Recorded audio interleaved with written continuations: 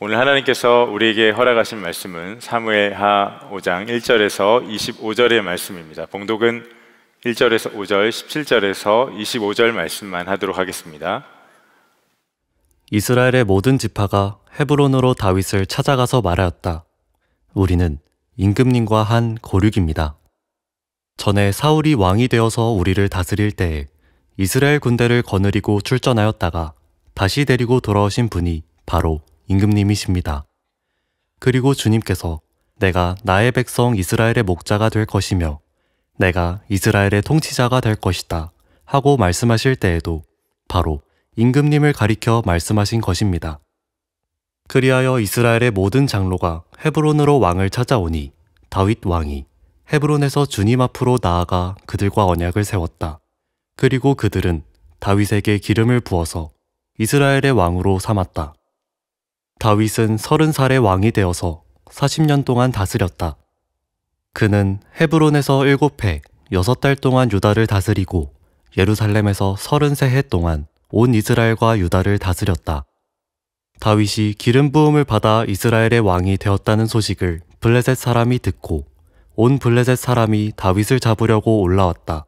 다윗이 이 말을 듣고서 요새로 내려갔다. 블레셋 사람들이 이미 몰려와서 르바임 골짜기의 평원을 가득히 메우고 있었다. 다윗이 주님께 아뢰었다. 제가 저 블레셋 사람들을 치러 올라가도 되겠습니까? 주님께서 그들을 저의 손에 넘겨주시겠습니까? 주님께서 다윗에게 대답하셨다. 올라가거라. 내가 저 블레셋 사람들을 반드시 너의 손에 넘겨주겠다. 그래서 다윗이 바알브라심으로 쳐들어갔다. 다윗이 거기에서 블레셋 사람들을 쳐서 이기고 나서 이렇게 말하였다. 홍수가 모든 것을 휩쓸어 버리듯이 주님께서 나의 원수들을 내 앞에서 그렇게 휩쓸어 버리셨다. 그래서 사람들이 그곳 이름을 바알브라심이라고 한다. 블레셋 사람들이 그들의 온갖 우상을 그곳에 버리고 도망하였으므로 다윗이 부하들과 함께 그 신상들을 치웠다. 블레셋 사람들이 또 올라와서 르바임 골짜기의 평원을 가득 메웠다. 다윗이 주님께 또 아뢰니 주님께서 대답하셨다. 너는 정면으로 그들 쪽으로 올라가지 말고 그들의 뒤로 돌아가서 숨어 있다가 뽕나무 숲의 맞은 쪽에서부터 그들을 기습하여 공격하여라. 뽕나무 밭 위쪽에서 행군하는 소리가 나거든 너는 곧 진격하여라. 그러면 나 주가 너보다 먼저 가서 블레셋 군대를 치겠다. 다윗은 주님께서 명하신 대로 게바에서 게셀에 이르기까지 쫓아가면서 블레셋 군대를 무찔렀다. 아멘. 하나님의 말씀입니다. 여러분, 요즘 시대는 속도 전쟁이라고 불릴 만큼 빠른 것을 굉장히 중요하게 생각하는 시대입니다. 그만큼 우리가 기다림이 익숙하지가 않고 기다림을 못 견디하는 그런 시대가 되어버린 것 같습니다. 지난 작년 가을 어느 월요일에 저희 목사님들 공동체 사모님들과 아이들까지 다 함께 에버랜드를 하루 간 적이 있습니다. 부러우시죠?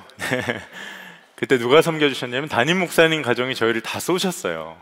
네, 담임 목사님은 좋은 분입니다. 네, 그래서 저희가 전 오랜만에 에버랜드를 갔었는데 어릴 때 갔을 때랑은 조금 달라진 게 있더라고요. 예전에는 그냥 놀이기구에 온 순서대로 기다려야 했는데 조금만 빠르게 입장해서 신청을 하면 이렇게 기다리지 않고 탈 수 있는 패스트 트랙이 있더라고요. 얼마나 우리가 기다림을 싫어하고 또 빠른 것을 좋아하는지를 보여주는 단면이라는 생각이 들었습니다. 우리가 물건을 하나 주문을 해도 빠른 배송을 원하고 또한 음식을 하나 시켜도 최대한이면 빨리 오면 좋겠다 싶은 그런 마음들이 있죠. 이 시대를 가만히 보면 빠른 결과를 얻는 것, 어떻게든 내가 원하는 것을 손에 빨리 쥐는 것이 최고의 가치가 되어버린 것 같습니다. 그래서 많은 책 제목이나 영상의 썸네일이 우리에게 말하죠. 영어회화 일주일 만에 마스터하기, 한 달 만에 몸짱 되기, 일주일 만에 개그 마스터하기. 네. 관심 있는 분 저한테 연락 주세요. 네. 우린 빠른 걸 굉장히 중요하게 여깁니다. 그런데 여러분, 세상에 감동을 주고 우리 마음에 오래 남고 가치를 두고두고 지날수록 더 그 가치가 빛나는 것들은 대부분이 긴 기다림 끝에 만들어진 시간의 작품이라는 걸 아십니까? 연탄길로 유명한 이철환 작가라는 분이 있습니다. 정말 유명한 작가이기도 하고 강연가이기도 해서 저도 이분의 책은 거의 다 읽어본 것 같은데, 이분도 사실 굉장히 오랜 시간을 기다려야만 했습니다. 처음에 책을 출판하려고 출판사에 원고를 들고 갔을 때 퇴짜를 맞았어요. 그런데 그러기를 계속 반복하면서 몇 년을 기다렸냐면 3년을 그러기를 반복을 하셨습니다.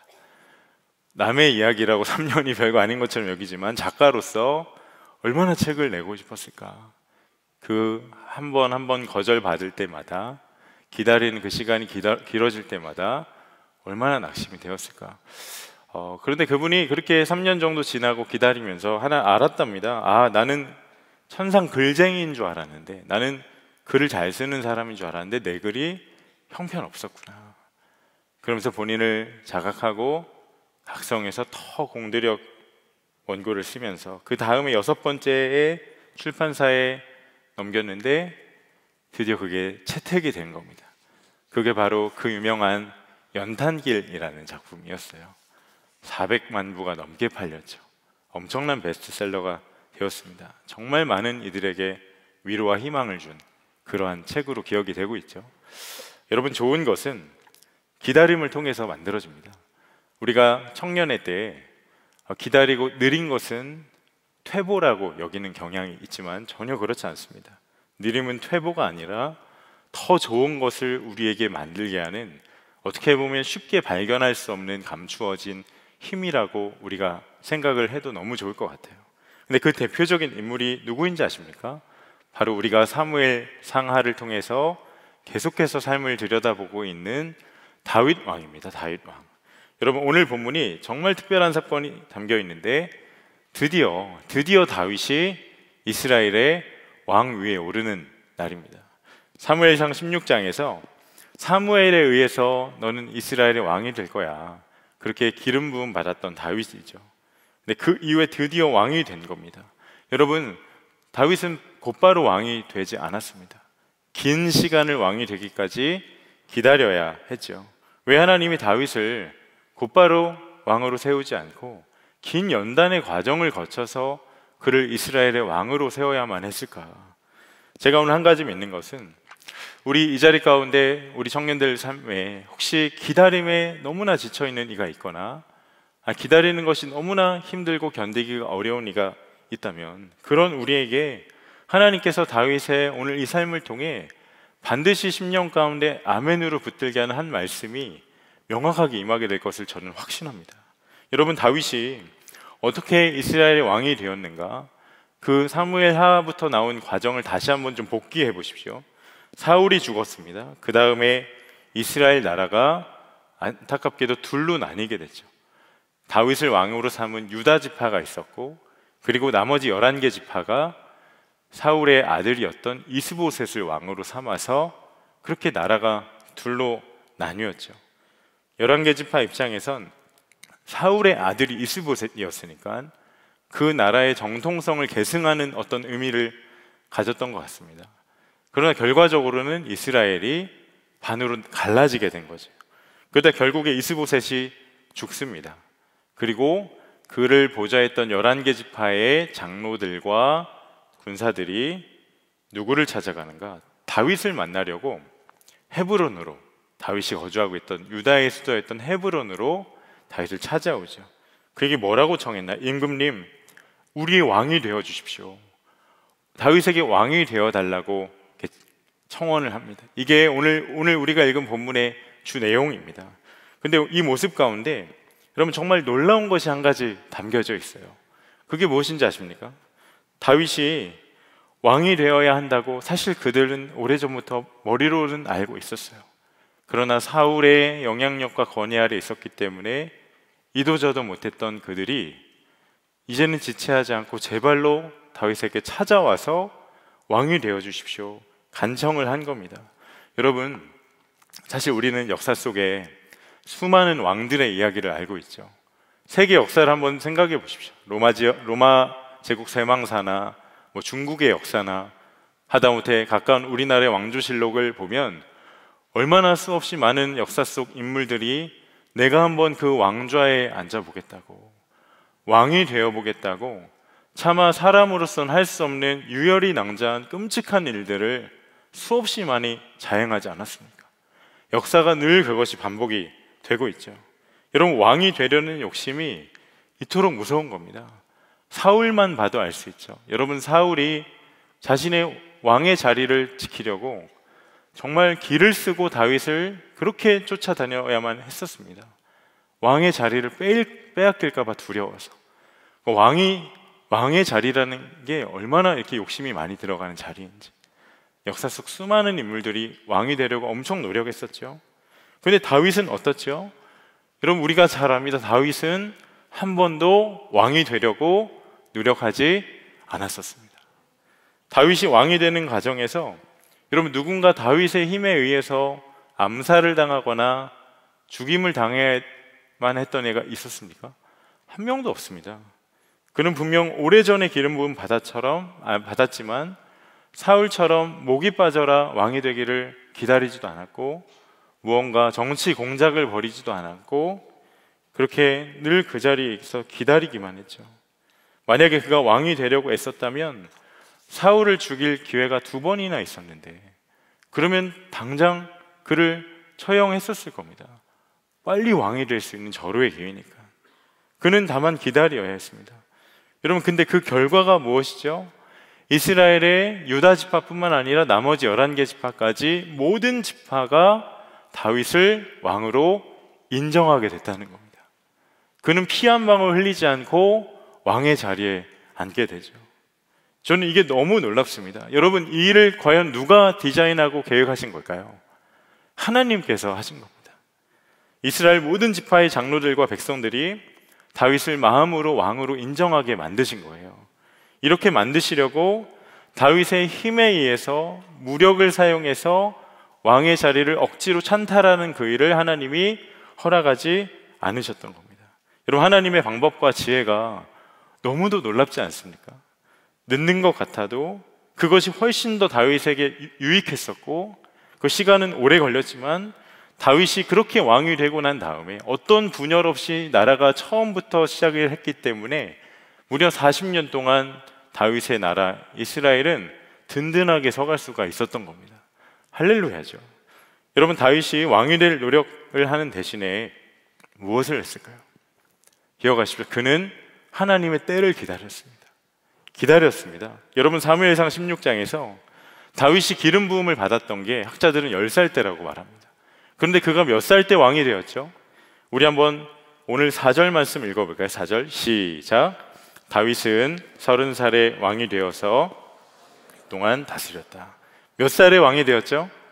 30살에 되었습니다. 우리 느헤미야 나이 때 된 겁니다. 그러니까 20년을 그가 왕이 되기까지 기다렸던 거예요. 우리는 한 달도 견디기 어렵지만, 어떨 때는 30분도 견디기가 참 힘들지만, 다윗은 그 긴 연단의 시간을 참고 또 참고 20년 동안 묵묵히 기다렸던 것입니다. 여러분, 하나님의 때가 있습니다. 내가 원하는 때가 아니라 하나님께서 여러분의 인생에 원하시는 때가 있습니다. 여러분, 이것을 정말로 신뢰하십니까? 하나님의 때가 있습니다. 여러분에게도 똑같습니다. 여러분, 많은 청년들이 지난 동계수련회 때 정말 눈물을 흘리며 부르짖어 기도했죠. 하나님, 제 인생의 방향은 무엇입니까? 저는 하나님께서 허락하신 이 한 번뿐인 인생, 무엇을 위해 살아가야 합니까? 저의 인생의 비전과 방향은 무엇입니까? 저에게 허락하신 사명이 있는데 그것을 이루기 위한 나의 부르심의 자리는 어디입니까? 기도했죠. 근데 분명한 것은 하나님께서 여러분 각자에게 허락하신 여러분 한 사람만을 통해 아주 유니크하게 할 수 있는 고유한 소명과 사명이 있습니다. 그런데 그것을 이루기 위해 우리에게 가장 중요한 게 뭔가? 그것은 하나님께 내 인생의 시간표를 반납하는 거예요. 기다리는 겁니다. 하나님의 때를. 여러분, 우리가 인생을 놓고 기도할 때 하나님, 저 좀 빨리 좀 뭐가 되게 해주세요. 저 빨리 좀 합격하게 해주세요. 저 빨리 좀 만나게 해주세요. 빨리 좀 자격을 갖추게 해주세요. 이 기도가 더 쉽습니까? 아니면 하나님, 저는 하나님의 때를 잠잠히 기다리기 원하니 제가 비록 원해도 하나님의 때에 제 삶을 그렇게 인도해 주세요. 하나님의 때에 맞춰서 제 삶을 걸음마다 지도해 주세요. 그 기도가 더 쉽습니까? 기다림은 하나님을 향한 분명한 신뢰와 믿음이 없이는 불가능합니다. 하나님을 믿어야지 기다릴 수가 있는 것이죠. 제가 지난 월요일과 화요일에 우리 교회 바로 옆에 있는 하늘꿈학교에서 졸업생들, 이제 재학생들, 교직원들 함께하는 비전 캠프에서 이틀간 저녁 집회 말씀을 전하고 왔습니다. 참 부족한 자인데 특별하고 그런 영광스러운 자리에 초청해 주셔서 개인적으로 참 너무 감사한 시간이었는데, 하나님께서 너무나 큰 은혜를 주셔서 그 이틀간의 저녁 집회가 참 은혜 가운데 잘 맞춰졌습니다. 네, 그 자리에 북한에서 탈북한 우리 학생들, 졸업생들이 꽤나 많이 있었어요. 근데 집회 마치고 한 명 한 명 기도를 해주는 시간이 있었는데, 그때 그 탈북한 학생들이 저에게 고백하는 기도 제목 중에 아직도 마음이 참 먹먹한 제목들이 있어요. 어떤 제목이었냐면, 목사님, 지금 북에 남아있는 제 여동생이, 저희 부모님이 다시 살아서 우리가 건강하게 만날 수 있도록 기도해 주세요. 근데 어떻게 제가 그 분단으로 인해서 강제로 가족과 만나지 못하는 그 아픔을, 강제 이별의 그 아픔을 제가 이해할 수가 있겠습니까? 제가 그들의 기다림에 어떤 보탬이 될 수가 있을까요? 그런데 제가 정말 놀랐던 게 뭐냐면, 그 학생들은 정말 믿으면서 기도하고 있어요. 하나님께서 반드시 우리가 죽지 않고 살아서 다시 만나게 하실 것이다. 그 믿음으로 기다리고 있더라고요. 그래서 저도 그 마음으로 기도했습니다. 하나님, 꼭 주님께서 남한에 있든 북한에 있든 끝까지 이들을 붙드시고 보호하셔서 하나님의 때에 만나게 해주세요. 제가 그 이틀간의 집회를 통해 깨달은 게 뭐냐, 기다림도 주님 안에서 주님을 믿는 근거로서 기다릴 수가 있는 것이구나. 여러분, 다윗이 그렇게 인생의 20년 동안 기다린 동안 무엇을 했죠? 경력이 단절된 채로 그냥 유리방황하며 허송세월하며 보냈던 겁니까? 언제 왕이 될지 전전긍긍했었습니까? 여러분, 우리가 다윗의 인생을 계속해서 추적하며 보았잖아요. 우리가 하나 발견한 게 있습니다. 그는 솔직히 나와 다를 바 없는 연약함도 가지고 있고, 우리랑 똑같이 같은 성정을 갖고 있는 모난 인간이었지만, 그가 아직 왕은 아니었지만 그는 하나님께 기름 부음 받은 자였습니다. 그런데 그는 그것을 알고 있었죠. 그러니까 하나님께서 다윗과 그 기다림의 시간 동안 항상 함께 하셨던 것입니다. 여러분, 우리 인생에서 가장 큰 능력은 하나님이 나와 함께 하심입니다. 여러분, 이것을 꼭 믿음으로 붙드시기를 바랍니다. 근데 이 놀라운 능력이 다윗이 왕이 되고서 한 첫 번째 일에 너무나도 선명히 드러나요. 그가 왕이 되고 가장 먼저 한 일이 무엇인가? 한번 6절을 다 같이 읽어보겠습니다. 6절 시작.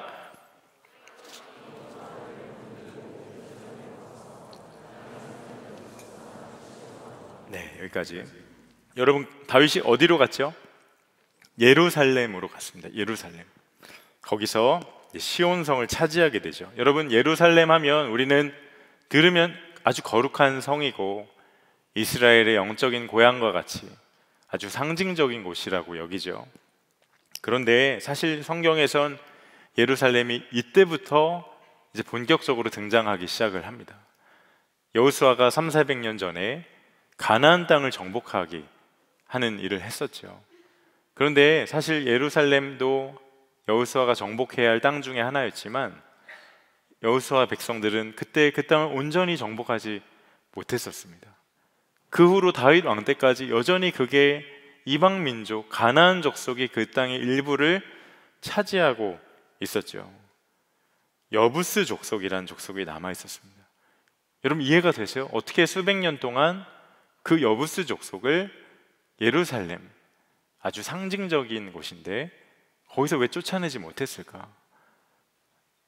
그 예루살렘은 아주 난공불락이 요사야 같은 곳이었거든요.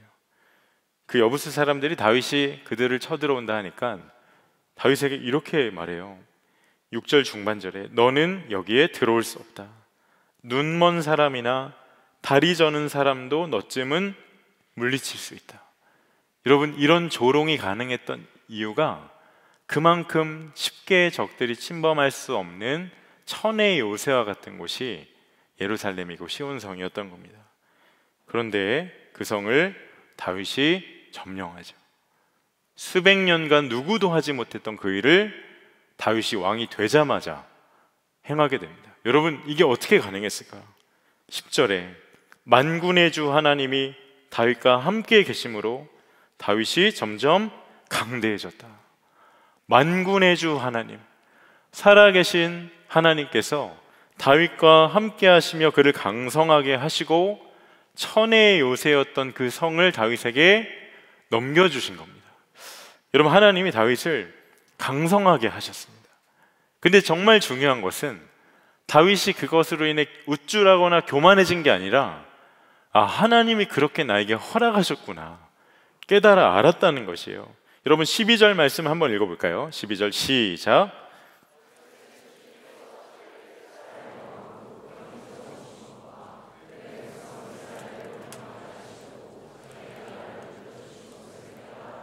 아멘. 다윗은 내가 잘나서 높아지고 왕이 됐고, 하다못해 저 소년 시절에 엘라 골짜기에서 골리앗을 물매 하나 던져서 잡은 그 이력을, 그 공로를 인정받아 내가 왕이 됐지, 이런 자랑이나 그런 마음이 1도 없었던 사람입니다. 대신 자기를 높이기도 하고 세우기도 하시고 이스라엘을 또 공고하게 세워나가시기도 하시는 분이 다른 누가 아니라 하나님이시구나 깨달아 알았던 자이죠. 그분을 의지함으로 그 땅을 점령했던 겁니다. 난공불락과 같은 그 성을. 여러분, 궁금합니다. 여러분 삶 가운데 여전히 하나님께서 점령하시지 못한 시온성과 같은 영역이 있습니까? 아니, 하나님은 못하실 거야, 이거는 안 되실 거야, 포기한 삶의 영역이 있습니까? 아무것도 내 힘으로는 스스로 할 수 없는, 마치 견고한 진과 같이 도무지 허물 수 없는 내 삶에 뿌리 깊게 박혀있는 어떠한 그런 영역이 여러분에게 있으십니까? 중독의 문제입니까? 아니면 육신의 쾌락의 문제인가요? 아니면 돈입니까? 아니면 하나님의 뜻보다 내 뜻을 더 원하는 어떤 교만함입니까? 성공을 향한 어떤 야망인가요? 거짓의 문제입니까? 은밀한 죄의 문제인가요? 무엇인가요, 여러분?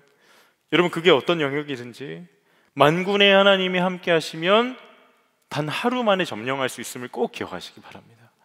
그 주로 인하여 내가 그동안 점령하지 못했던 그 영역이 오직 주로 인하여 점령이 되고 이겨진 은혜가 저와 여러분의 삶에 깊이 누려지게 되기를 주님의 이름으로 축복합니다. 그리고 또 한 가지 우리가 반드시 붙들어야 할 것이 있는데, 그 오랜 기다림 끝에 하나님께서 그렇게 빚어가신 다윗의 그 믿음의 진가가 어디에서 선명히 드러나는가? 오늘 본문에서 한 가지를 또 볼 수가 있어요. 원수와 적이 그에게 쳐들어왔을 때 그 진가가 빛을 발합니다. 여러분, 사무엘하 5장을 읽으면 선뜻 이해하기 어려운 말씀이, 구도가 펼쳐져요. 17절에 다윗이 기름 부음을 받아 이스라엘의 왕이 되었다는 소식을 블레셋 사람이 듣고 온 블레셋 사람이 다윗을 잡으려고 올라왔다. 다윗이 이 말을 듣고서 요새로 내려갔다. 여러분, 이게 어찌된 일인지 다윗이 왕이 되었고 예루살렘까지 그렇게 찬탈한 은혜의 순간에 웬 벼랑간에 블레셋이 쳐들어옵니다. 르바임 골짜기에 가득히 적들이 그들을 둘러 진치게 되죠. 여러분, 이게 무엇을 말할까? 은혜 뒤에는 언제나 위기가 찾아올 수 있다는 겁니다. 우리가 은혜 안에 있을 때 우리 원수 마귀는 절대로 가만히 있지 않죠. 왜 그럴까? 사단은 우리가 영적으로 깨어나고 기도가 회복되고 말씀 앞에 더 가까이 나아가고 하나님을 위해 뭔가 선한 일을 하고 싶어하는 열망과 소망을 가질 때, 그때 너무나 몹시 싫어해서 우리를 어떻게든 막으려고 틈타는 겁니다. 여러분, 혹시 동계수련회 마치고 여러분의 삶에 영적인 공격이 심하게 있던 분 있으십니까? 지난 명절 기간 한 주 지나긴 했지만 명절 기간에 여러분들 가족 간의 관계 가운데에 어려움을 겪은 분이 있으셨나요? 아니면 오늘 예배 자리로 오기까지 이상하게 마음 상하게 만드는 것들, 계속 마음 가운데 일렁이는 그러한 생각의 파도가 있던 분이 있으십니까? 요즘 내 삶의 생각을 어지럽히고 주님께 마음을 집중하지 못하게 만들고 계속 딴 길로 가게 만드는, 영적으로 방황하게 만드는 어떤 일이 있으십니까? 여러분, 우리 삶에 영적인 전쟁이 있습니다. 근데 제가 궁금한 것은 여러분은 이것을 무엇으로 이길 계획이십니까? 여러분에게 어떤 전략이 있으십니까? 어떤 방법이 있으시죠? 여러분, 사실 오늘 다윗의 상황을 뒤집어 보면 그가 그 11개 지파 플러스 모든 전 이스라엘에게 확실히 왕으로서 눈도장 찍을 수 있는 절호의 기회입니다. 그의 탁월한 리더십과 카리스마와 어떤 전략을 활용해서 블레셋을 보란듯이 물리치르면 사울은 천천히요, 다윗은 만만이다, 이것과는 비교할 수 없이 다윗은 왕 중의 왕이다, 이렇게 칭송받을 수 있는 절호의 기회인 것이죠. 그런데 오늘 본문을 묵상하면서 개인적으로 참 이해하기가 어려웠던 것 중에 하나가, 다윗이 분명 왕이었지만 사실 그가 왕답지 않은 모습을 여기서 보인다라는 거예요. 그게 무엇인가? 여러분 19절 한번 읽어볼까요? 19절 시작.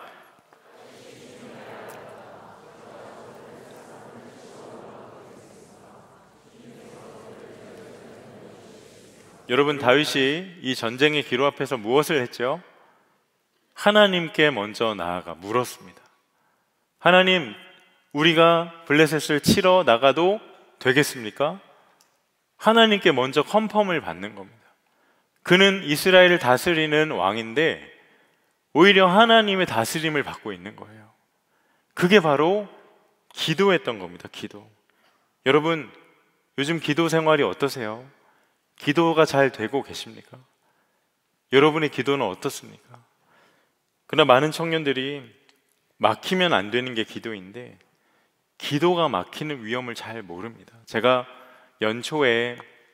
연말부터 연초에 이렇게 바쁘게 지내면서 심하게 아팠던 적이 있어요. 목과 코에 심한 감기가 와서 며칠을 앓았던 적이 있습니다. 그때 호흡이 막 거칠어지더라고요. 코가 너무 막혀서 자다가 계속 깨서 컨디션도 안 좋아지고, 입으로 숨을 쉬어야 되니까 방의 온도는 높여야 되니 건조함 때문에 목도 계속 칼칼해지고, 불편한 게 한두 가지가 아니었어요. 그런데 그때 코와 목 감기를 통해 성령께서 깨닫게 해주신 것이 우리의 신앙의 호흡이 꼭 이와 같다라는 거였습니다. 여러분, 우리에게도 코가 막히듯이 영적으로 꽉 막힐 때가 있더라고요. 그럼 그게 언제인 줄 아세요?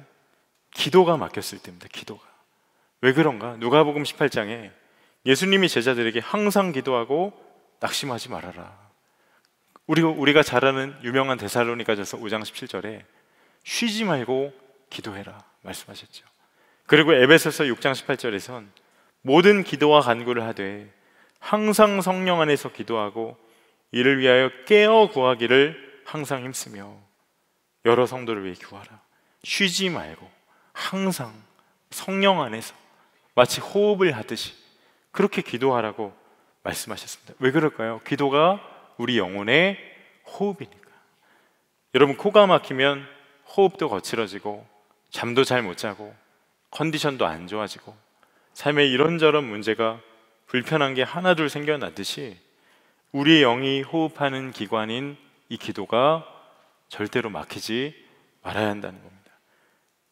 요즘 여러분의 기도의 문은 막혀 있습니까? 열려 있습니까? 한번 생각해 보시면 좋겠어요.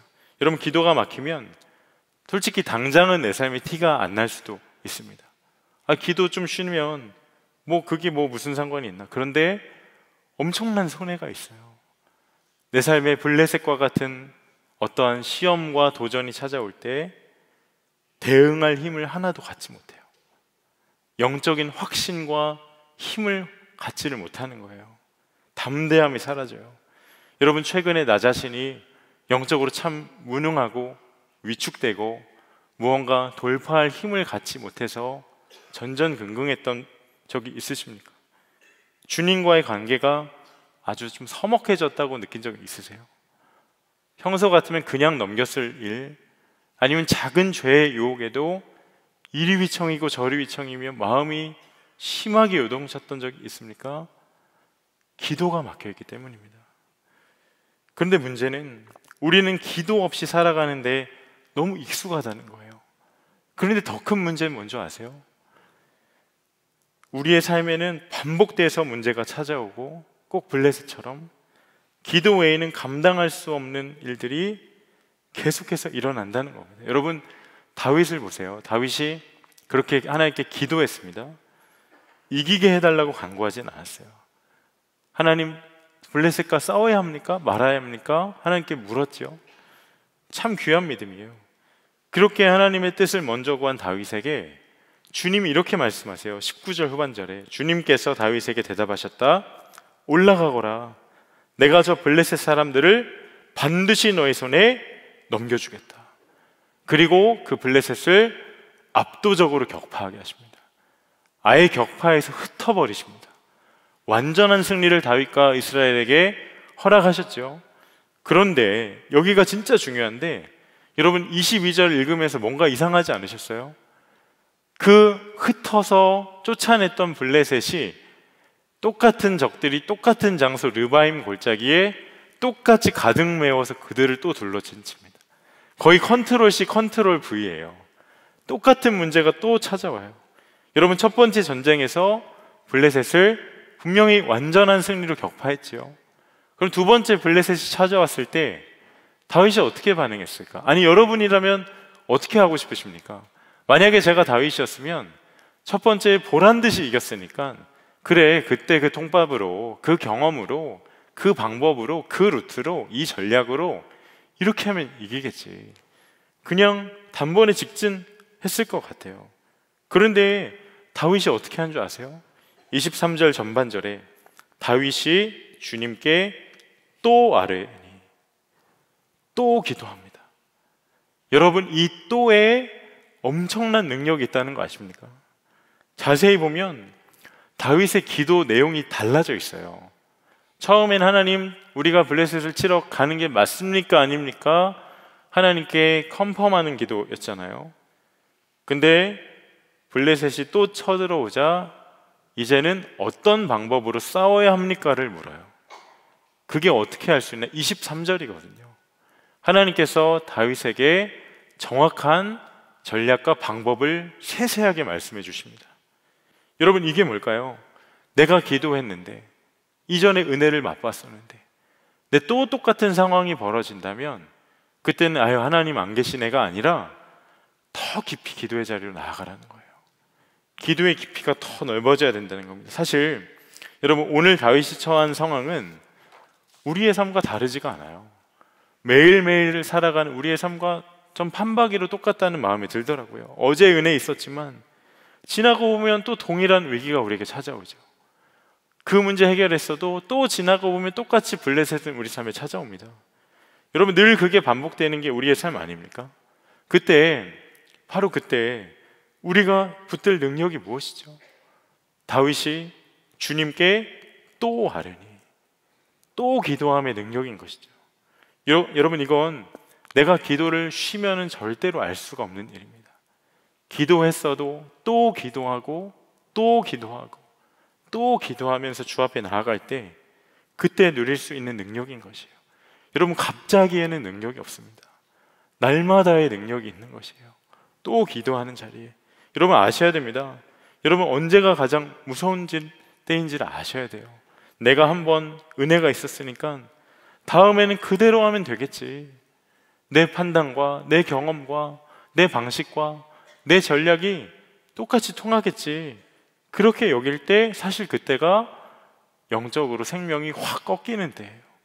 제가 지난 월화 하늘꿈학교 비전캠프 집회를 인도했다고 했잖아요. 사실 영적인 부담이 엄청났습니다. 정말 엄청났어요. 그 자리가 어떤 의미인지를 아니까. 그 자리에 있을 이후에 남과 북이 열리면 통일과 이 땅의 부흥의 주역으로 쓰실 느헤미야와 같은 그 한 사람의 하나님이 어떤 시선으로 그들을 바라보실지 아니까 그 자리에 대한 부담이 엄청났어요. 그래서 정말 새벽까지 준비하고 기도하고 갔어요. 첫날 저녁에 하나님 은혜로 잘 맞춰졌어요. 그래서 제가 이틀 섬겼다고 했잖아요. 근데 둘째 날도 똑같은 회중에 똑같은 장소에서 똑같은 시간에 저녁 집회를 하게 됩니다. 그럼 어떻게 해야 될까? 그래, 어제 은혜가 있었으니까 어제의 그 감각을 살려서 그냥 어제처럼 하면 되지, 이렇게 느슨하게 생각을 하는 게 맞을까요? 아니에요. 어제 은혜를 주셨으니까 마귀는 오늘 저녁에 더 발악하겠구나, 더 방해하고 공격할 수 있겠구나, 이 마음이 되니까 더욱 깨어 기도하게 되더라고요. 그날 월요일 늦은 밤에 도착해서 바로 집으로 안 가고 이 마음이 오는 길에 내내 부어져서 사무실에 가서 밤 늦게까지, 새벽까지 말씀을 또 붙잡고 준비하고, 제가 늘 설교 준비할 때 붙든 나무 십자가 붙들고 주여 주여 하면서 주님 의지합니다, 의지합니다, 계속 기도를 심었어요. 여러분, 제가 이렇게까지 했던 이유가 뭘까요? 제가 하는 게 아니니까요. 주님이 하시는 거니까요. 전적으로 하나님이 하실 일이니까요. 다만 저에게 있던 건 주님을 향한 전적인 믿음과 신뢰에 주가 일하실 거라는 기대하는 마음이었죠. 그런데 제가 요즘 청년들을 보면서 참 안타까운 점이 한 가지가 있는데, 청년들이 자신의 문제를 얘기할 때는 거의 목에 핏대를 세워가면서 이야기하는데, 실제로 그 문제를 가지고 하나님 앞에 나아가 기도하는 청년들은 그렇게 많지가 않은 거예요. 하나님을 향한 기대가 많이 없어 보여요. 여러분, 우리 어른 세대에 지금 나이 지긋이 드신 어르신들, 그분들이 기성세대로 살아갔던 세상은 참 공공했던 때입니다. 대한민국이 처음엔 가난했었잖아요. 의지할 분이 하나님뿐이니까 정말 무섭게 기도했던 분들이세요. 물론 문제도 있었습니다. 하나님은 우리의 왕이시고 주인이신데 그저 하나님 우리의 재정의 복을 주시고 물질의 복만 주시는 분으로 한정지어 믿어서 신앙에 어떤 부작용이 있긴 했었죠. 그런데 여러분, 우리 시대의 문제가 뭔지 아세요? 이 시대 청년들은 하나님을 나에게 어떤 도움을 주는 도구 정도로 생각하는 게 아니라 하나님을 향한 기대가 아예 없다라는 게 문제인 것이에요. 저는 청년들 이야기를 들으면서 진짜 마음 아픈 게 하나 있어요. 청년들의 상황과 마음, 그 좌절, 헤아리면 헤아릴수록 마음이 아프지만, 아니 만군의 하나님이 나의 하나님이심에도 불구하고, 다윗의 승리하게 하셨던 그 하나님이 나의 하나님이심에도 불구하고 그분에 대한 기대를 전혀 하지 않고 산다는 게 더 마음이 아프더라고요. 여러분, 하나님은 어떤 상황도 풀어주실 수 있는 하나님이십니다. 어제 내가 은혜를 누렸다면 오늘도 동일하게 일하시고 내일도 내 삶 가운데 그리 행하실, 지금도 살아 역사하시는 하나님이시죠. 다윗이 그걸 증거하고 있잖아요. 여러분은 그 하나님을 향한 기대함이 있으십니까? 그 하나님을 정말 신뢰하십니까? 기대함에 또 기도의 자리로 나아가고 계십니까? 목사님, 저 기도 많이 해봤어요. 그런데 기도 아무리 많이 해도 또 기도했어도 하나님 어떠한 응답도 없으시던 걸요. 제 마음에 하나님을 향한 확신보단 불신이 가득합니다. 이렇게 생각하는 분 있을지 모르겠어요. 근데 저는 그런 분들에게 오히려 이렇게 묻고 싶은 게 있어요. 여러분, 아무리 기도해도 응답이 없는 것 같을 때, 여러분, 그럴 때 하나님을 향한 기대와 기도를 포기하는 게 정말 맞습니까? 기도를 쉬고 있는 이들이 말해요. 전 하나님께 실망해서 기도 안 합니다. 기도해도 어떤 응답도 없는데 차라리 기도 안 하는 게 낫지, 그렇게 이야기를 하죠. 그런데 그런 우리가 역시 어떠한 응답도 역사도 없는 세상의 어떤 가치와 돈과 명예는 왜 그렇게 길을 쓰면서 따라 나아가고 있는 거죠? 아니, 그런 우리가 어떻게 어떠한 능력도 없고 실제적으로는 나를 도와줄 수 없고 늘 후회와 상처만 남는 사람은 실망한 걸 알면서도 왜 그렇게 여전히 매달리며 사는 이유가 도대체 무엇입니까? 그것이 내 인생을 책임진다고 여기니까. 여러분 솔직히 포기하고 싶은 마음 없으시잖아요. 그런데 왜 살아계신 하나님을 기대하고 기도하는 일은 왜 그렇게 일찍 포기하는지, 왜 정신없이 세상을 향해 달려가고 있느냐고요. 제가 지난주에 하루는 너무 정신없이 한 주를 지냈는데 아침에 불이 나게 출근을 해야 되는 상황이어서 내가 조금이라도 일찍 가서 해야 할 일을 빨리 시작해야지 마음이 좀 급한 날이 있었습니다. 그러면서 아침에 일어났는데 오늘 또 준비해야 할, 감당해야 할, 또 책임져야 할 어떤 무게와 영적인 그 책임이 너무 무겁게 다가오는 날이 있었어요. 그래서 빨리 이제 급히 나가려는데 그 아침에 그 식탁에서 아침 먹고 있던 둘째 주아가 제가 급히 나가려는데 저한테 갑자기 대뜸 한마디를 하는 거예요. 아빠, 기도해주고 가. 기도해주고 가래요. 저는 아빠 어디 가는 들어봤어도 아빠 기도해주고 가는 그날 처음 들어봤어요. 여러분, 주아는 35개월 아기입니다. 갑자기 대뜸 그렇게 말해요. 너무 신기하죠? 그 한마디 말에 저의 조급함과 분주함, 또 주님보다 더 먼저 생각했던 오늘 이 하루를 살아낼 방식과 방법들이 다 눈이 녹듯이 사라지는 거예요.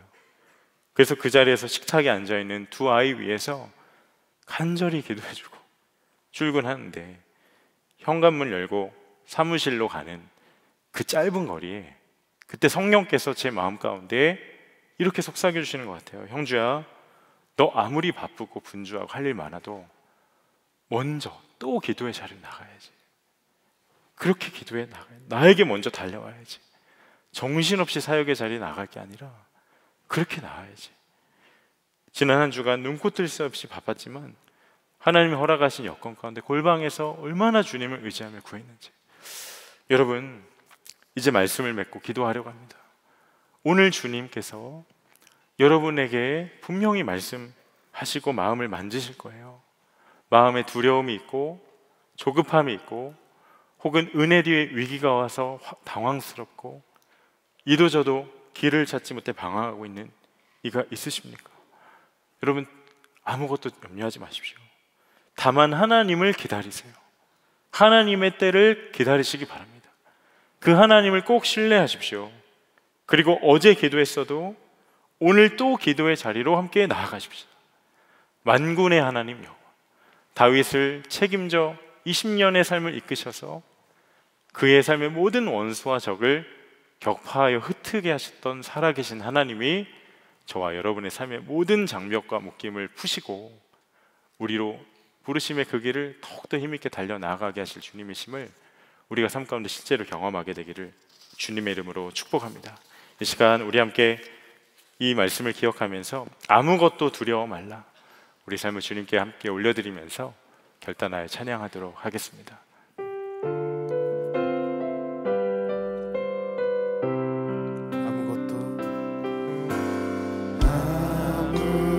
아무것도 두려워 말라, 주 나의 하나님이 지켜주시네. 놀라지 말라, 겁내지 마라. 주님께서 오늘 우리에게 말씀하십니다. 주님 나를 지켜주시네.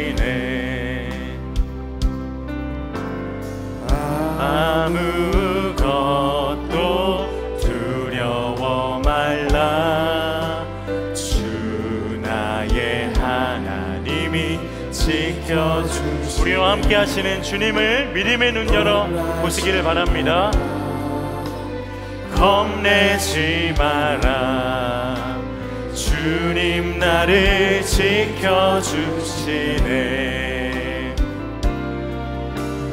내 맘이 힘에 겨워 지칠지라도 주님 나를 지켜주시네. 세상의 험한 풍파 몰아칠 때도 주님 나를 지켜주시네.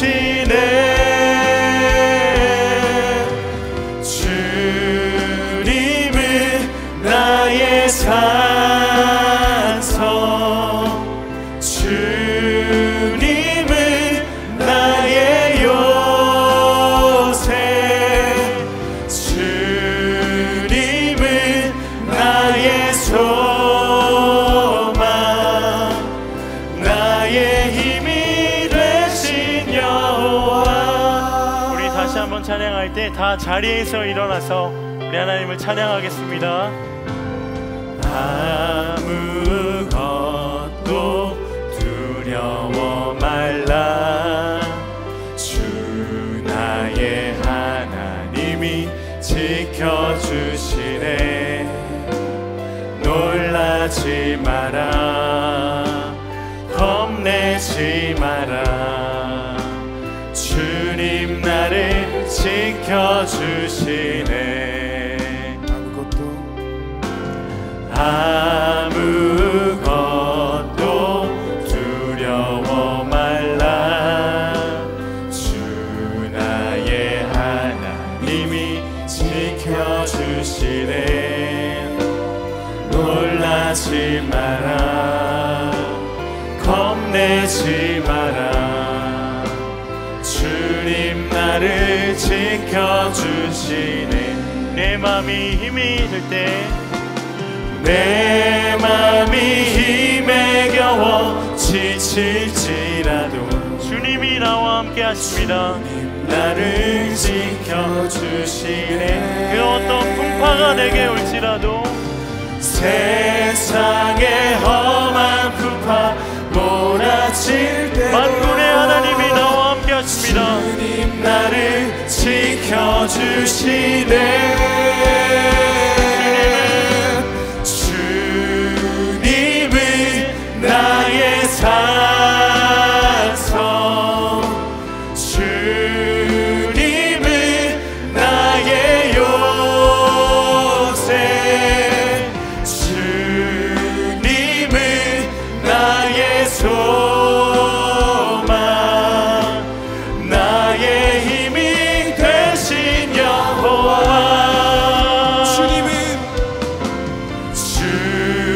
주님은 나의 산성,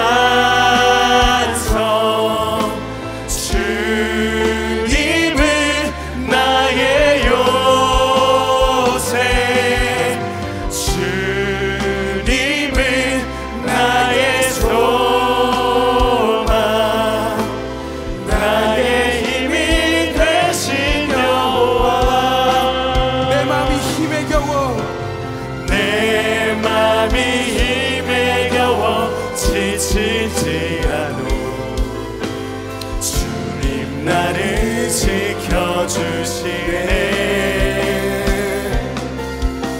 세상의 험한 풍파 몰아칠 때도 주님 나를 지켜주시네. 주님은 나의 산성, 주님은 나의 요새, 주님은 나의 소망, 나의 힘이 되신 여호와. 주님은 나의 산성, 주님은 나의 요새, 주님은 나의 소망, 나의 힘이 되신 여호와. 우리 먼저 함께 합심해서 기도할 때 지금 내 삶에 기다림이 너무나도 버겁고 지쳐있는 심령이 있다면 하나님께 그 삶을 내어드리며 함께 기도하기를 원합니다. 하나님, 왜 내 삶은 이 지경이 될 때까지 언제 하나님이 일하실지를 제가 참고 기다려야겠습니까? 왜 내가 한 번도 생각한 적도 없고 한 번도 계획해 본 적 없고 한 번도 이 자리에 설 것을 계획한 적도 없었던 그 자리에 왜 저를 이토록 오랜 기간 동안 저를 이렇게 세워두셔야만 합니까? 그런데 여러분, 하나님도 여러분을 기다리고 계신 거 아십니까? 그 상황 가운데 눈 열어 주님을 바라보기를 지금도 기다리고 계심을 저는 믿습니다. 이 시간 우리 함께 기도합시다. 하나님, 이제는 나의 기다림의 이유를 하나님께 원망을 하는 것으로 두는 것 아니라 하나님, 지금도 내 삶을 개입하시고 지금도 살아계신 만군의 주가 되셔서 하나님이 계획하신 바를 걸음마다 신실하게 인도하고 계시는 주님을 바라보는 눈을 열어 주시옵소서. 주님을 온전히 믿는 믿음으로 끝까지 인내하며 주님의 뜻을 이룰 수 있는 거룩한 통로의 삶, 하나님을 향한 온전한 신뢰를 가지고 날마다 믿음으로 나아가는 다윗과 같은 인생, 나의 삶이 되게 하여 주시옵소서. 우리 주의 이름 한번 우리 주 값심하여 기도하겠습니다. 주여, 아버지 하나님 찬양합니다. 하나님 인생의 기다림 가운데 너무나도 아프고 어려운 가운데 있는 이가 있습니다. 하나님, 사랑하는 청년들의 심령을, 사랑하는 청년들의 그 삶을, 사랑하는 청년들의 그 심령을 하나님 만져주소서. 나의 산소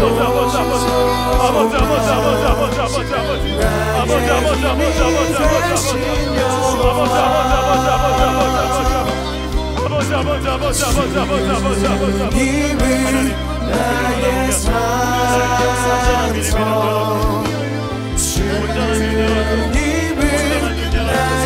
요새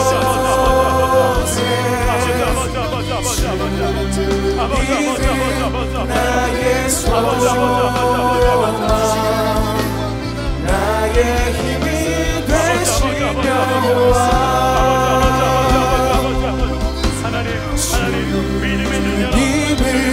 나의 산소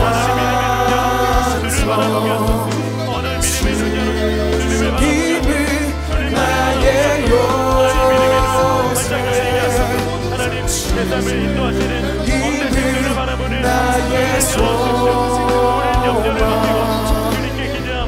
나의 힘이 되신 여호와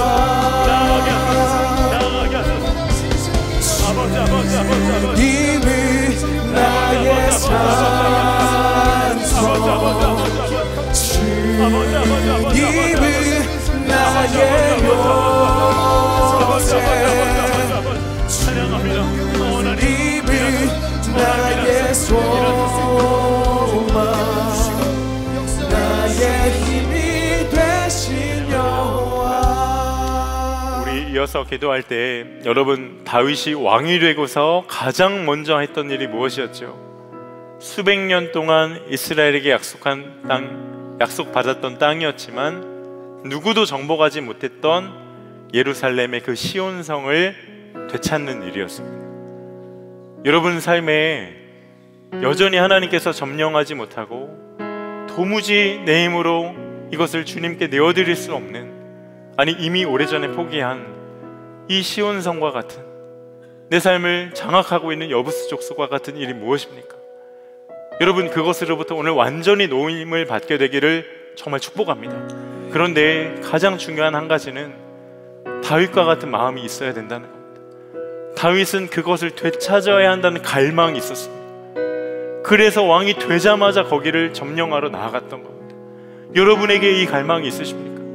여러분의 삶에 끊지 못하는 죄, 염려의 문제, 내 삶에 하나님보다 앞세고 기대해야 하는 것들, 의지하는 것들, 정말 하나님께 다시 돌려드리고자 하는 그런 마음이 여러분에게 있으십니까?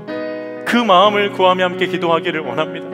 하나님, 내 삶에 여전히 여부스와 같이 점령받고 있는, 하나님이 통치하지 못하는 내 삶의 마음과 삶의 여러 영역을 이 시간 주님께 완전히 올려드리기를 원합니다. 주님, 만군의 하나님께서 스스로 오랜 기간 어떻게든 이겨보려 했지만 이겨지지 않은 이 일이 오직 주를 의지함으로 완전히 풀어지는 누림과 이김이 내 삶에 임하게 하여 주시옵소서. 죄가 끊어지게 하여 주시고 염려가 주께 맡겨지게 하여 주시고 하나님보다 의지했던 모든 우상이 이 시간 주님께 완전히 반납되어지는 은혜가 있게 하여 주시옵소서. 주님의 이름 한번 우리 주 값심하여 기도하겠습니다. 주여, 아버지, 사랑하는 우리 청년들의 심령을 원한 주 앞에 올려드리기를 원합니다. 아버지, 우리가 믿지 못하는 죄가 있습니까? 우리가 여전히 의지하고 있는 여부수가 있습니까? 하나님 성령하지 못했던 죄가 있습니까?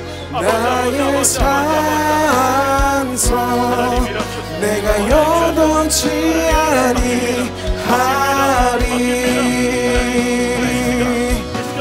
주만이 나의 반성 나의 구원이시니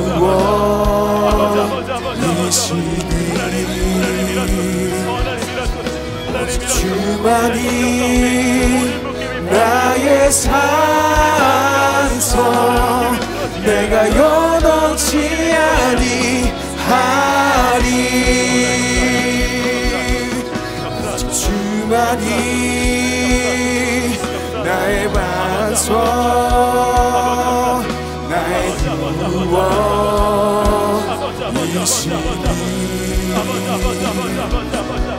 오직 주만이 나의 산성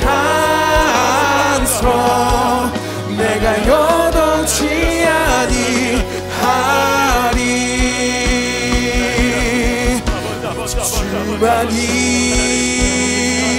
나의 반성 나의 구원이시니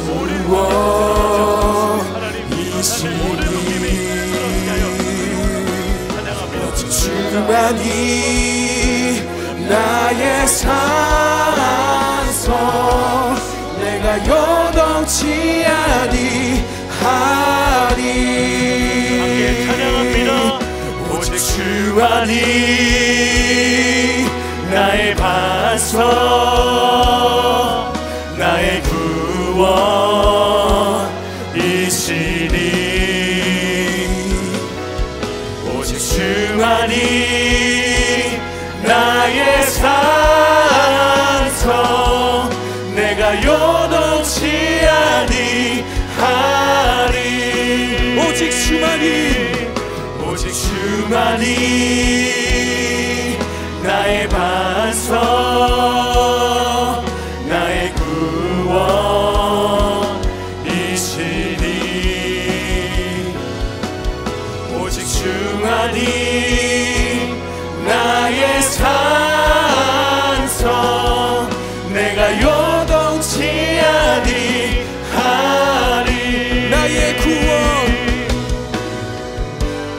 나의 구원 나의 영광 오직 하나님께 있습니다. 하나님께 있으니 내 힘의 반석과 피난처 되시네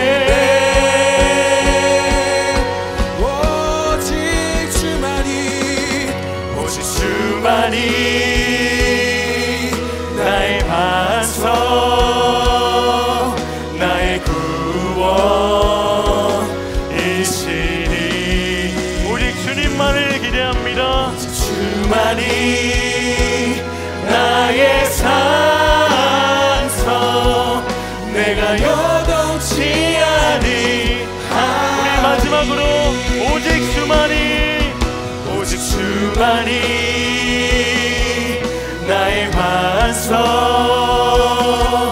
나의 구원이시니 오직 주만이 나의 산성 내가 요동치 아니하리 우리 마지막으로 한 번 더 전심으로 기도할 때 여러분 다윗이 예루살렘을 다시 정복했지만 은혜 뒤에 곧바로 위기가 찾아오는 것을 우리가 보았습니다. 블레셋이 연이어 2번 찾아와서 사실 우리의 삶과 너무나 똑같은 모습이지 않습니까? 여러분은 내 삶에 다시 또 반복되어 찾아오는 인생의 문제 앞에 무엇을 의지하고 어떤 전략과 방법으로 그것을 맞서 이기시겠습니까? 오늘 다윗을 통해 우리로 하나님께서 반드시 회복하고 붙들기를 원하시는 한 가지는 기도의 능력임을 저는 믿습니다. 또 기도하고 또 기도하였더니 여러분 우리의 삶에 기도가 다시 회복되기를 함께 구합시다. 주님, 기도하고 또 기도하는 기도의 능력을 다시 내게 부어 주시옵소서. 내가 기도에 무릎을 꿇는 순간 하나님 보좌에서 일어나심을 보는 눈을 활짝 열어 주시옵소서. 내가 기도에 손 모을 때 하나님 능력의 팔을 펼치심을 믿게 하여 주시고, 내가 두 눈 감을 때 하나님 불꽃 같은 눈동자를 뜨시며 나를 주목하심을 하나님 나로 믿게 하여 주소서. 기도의 놀라움을 알게 하여 주시고 순종하고 기도로 살아가고 호흡하는 한 사람으로 나를 세워 주시옵소서. 우리 주님의 이름 한번 우리 집값심하여 기도하겠습니다. 주여! 아버지 아버지 아버지 아버지 아버지 아버지 주만이 나의 반석 나의 구원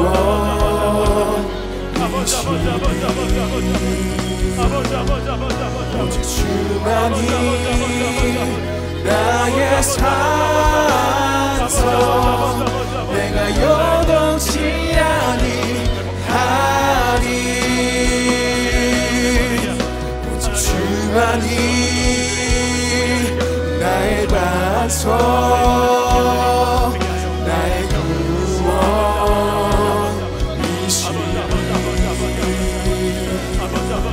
오직 주만이 나의 산성 내가 요동치 아니하리 오직 주만이 나의 반석 나의 구원이시니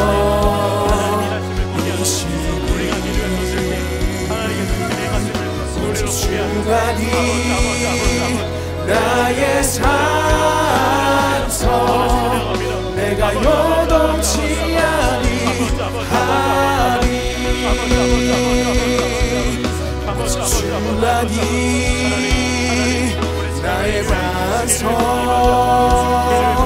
나의 구원이시니